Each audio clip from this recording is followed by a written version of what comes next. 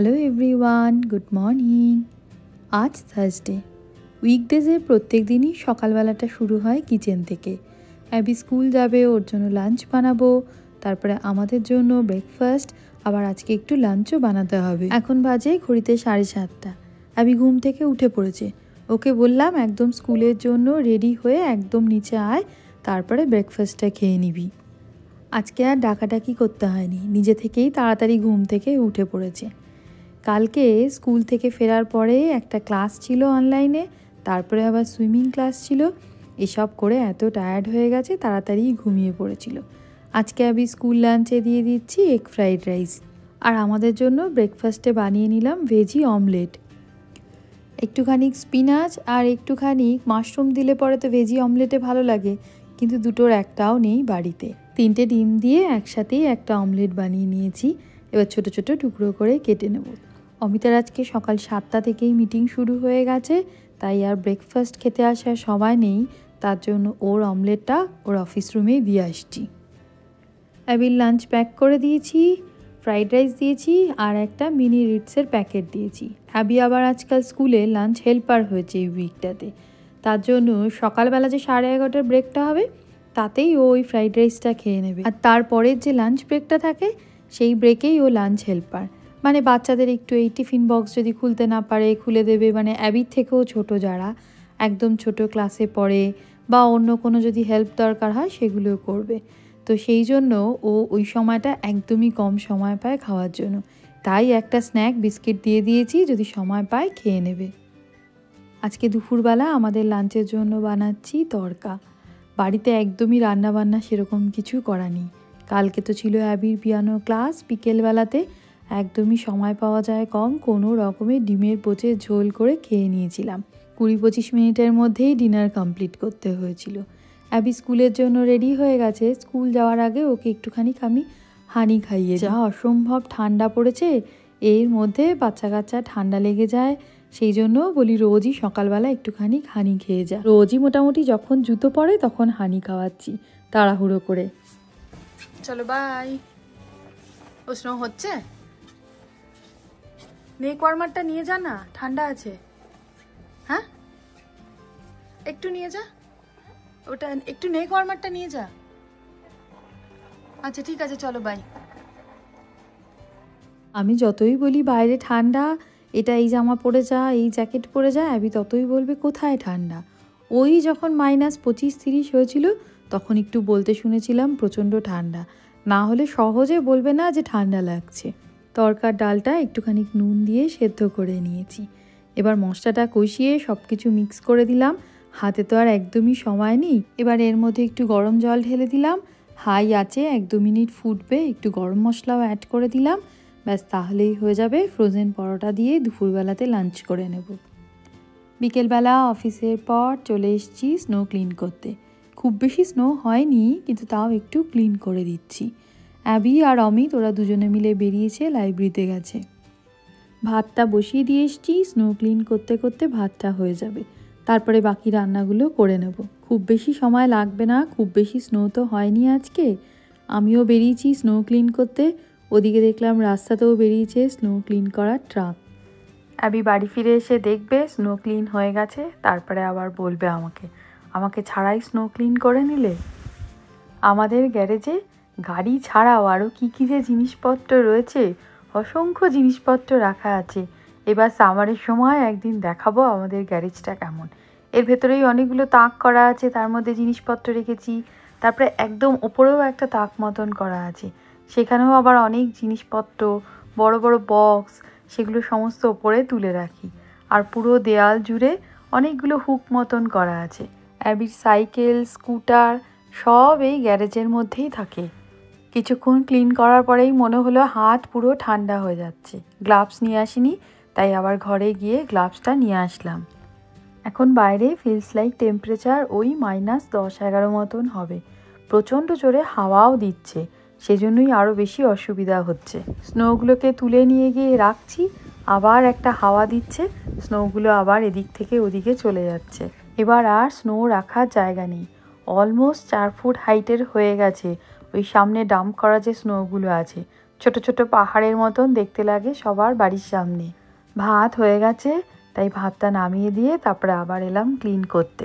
বাড়ির উল্টো দিকে প্রতিবেশীর সাথে কথা হলো, জানতে পারলাম যে ওরা নতুন বাড়ি কিনেছে, ওরা এখান থেকে মুভ করে যাবে।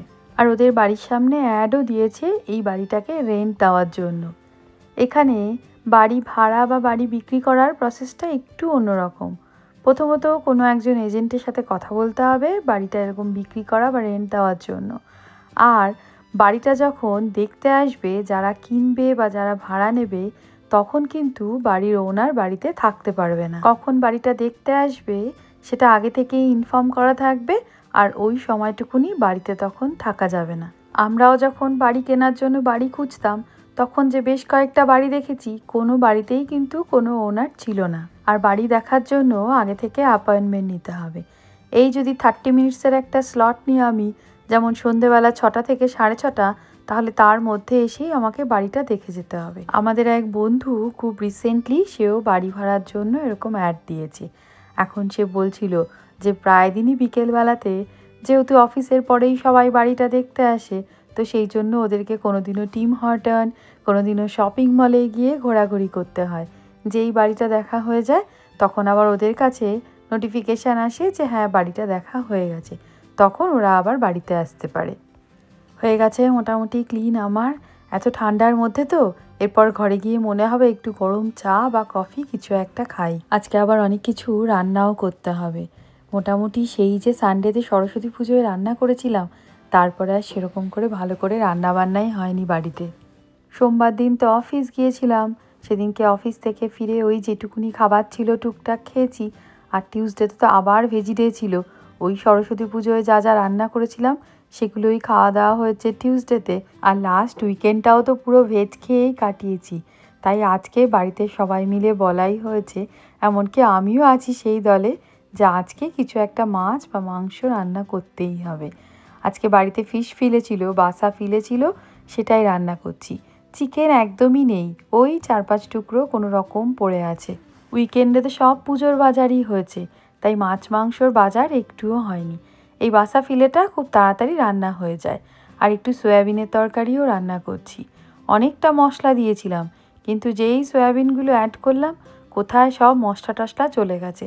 এখন দেখে মনে হচ্ছে মশলা কম হয়েছে মনে হয়। ধনে পাতা নেই, কয়েকটা ডাঁটি পড়ে আছে, ওটাকেই একটুখানি গ্রাইন্ড করে মানে চপ করে ওই সয়াবিনের মধ্যে অ্যাড করে দেবো।